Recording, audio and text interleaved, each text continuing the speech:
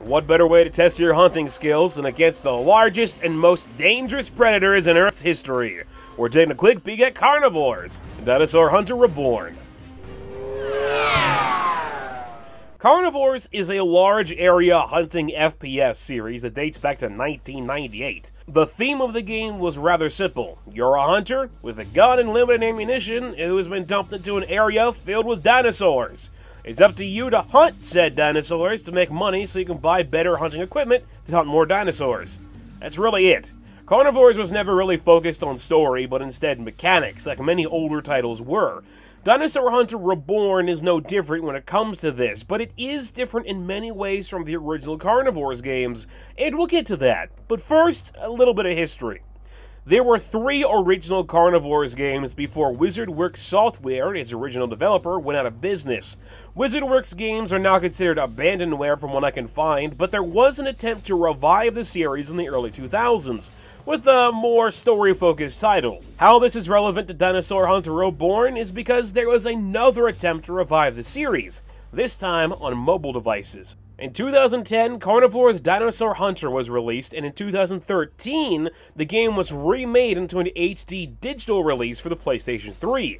Both of these titles seem to do well enough to warrant a port of the game back to its home on the PC with Dinosaur Hunter Reborn in 2015. So what was it about Dinosaur Hunter that gained enough interest to work its way from mobile devices to a console and back to PC? I feel it's a combination of things. While there are a few hunting games out there, there aren't a ton that are actually focused on hunting, let alone them being modern titles. Most games that use hunting as a theme use it for basic shooting mechanics. This, combined with nostalgia for the previous Carnivores games, as well as the fact that you aren't just hunting animals, but instead freaking dinosaurs, makes for an elevator pitch that can easily gather interest. That being said, Dinosaur Hunter has its fair share of flaws.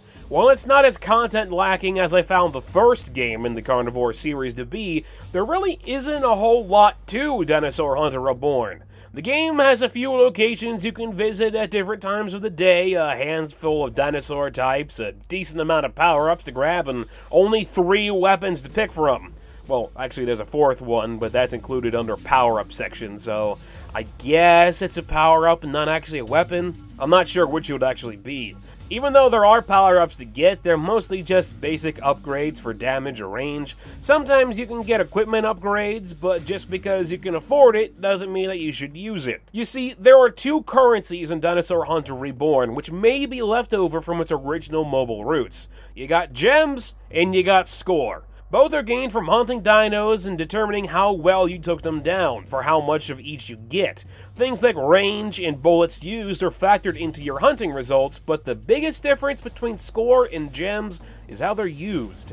Score is used for unlocking new levels to hunt in, while gems are required to purchase everything else. Upgrades, power-ups, weapons, all of it falls under gems.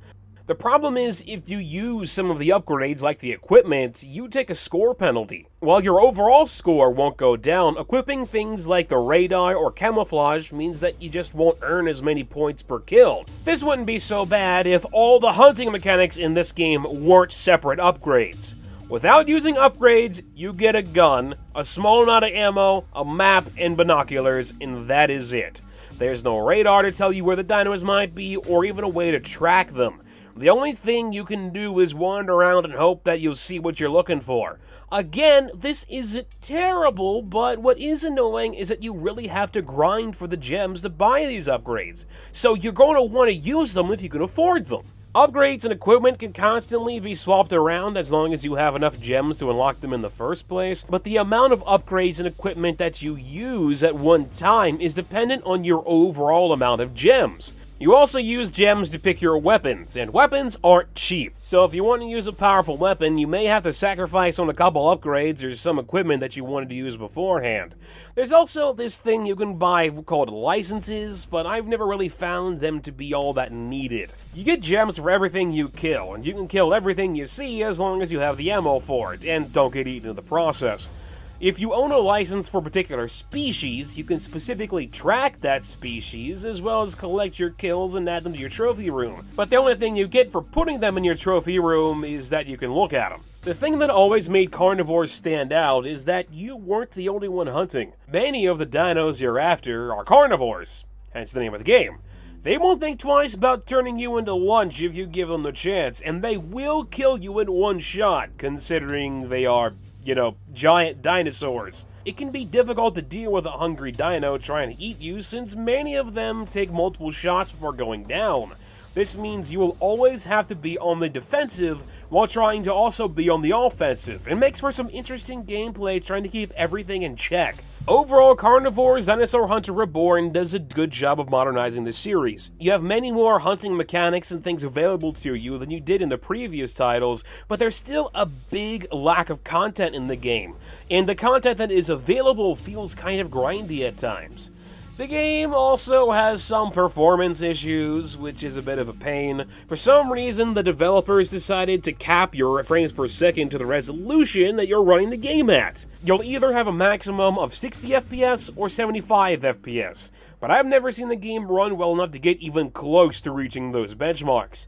The graphical options are very lacking in this game, even though it actually doesn't look all that great. The only real option you have is to turn expensive grass on and off, and this is actually very important. If I have expensive grass on, I get 20 FPS. If I have it off, I get 40. Hopefully these performance issues will be fixed sometime soon in a patch, but I really don't understand why it's so bad considering the game isn't all that great to look at. The textures up close look very, very blurry sometimes, but far away, the game is kind of pretty. When the game does run well, I do enjoy my time with its mechanics, and I feel that it would be worth its price of $14.99 if you can just deal with performance issues. If you're somebody who cannot stand performance issues, then you definitely want to give this game a pass, which is a darn shame. Check it out if you're into hunting games or you just like games with dinosaurs in them. Thanks for watching. Please let me know what you think about the video or this game in the comment section. I'm MegapieMan. I'll talk to you guys later. If you want to get through it quickly, then you can play recklessly, sliding around everywhere and utilizing items or power-ups to take care of the more difficult enemies. If you don't care how long it takes to get through a level, then you can use the cover mechanic to deal with pretty much every situation you come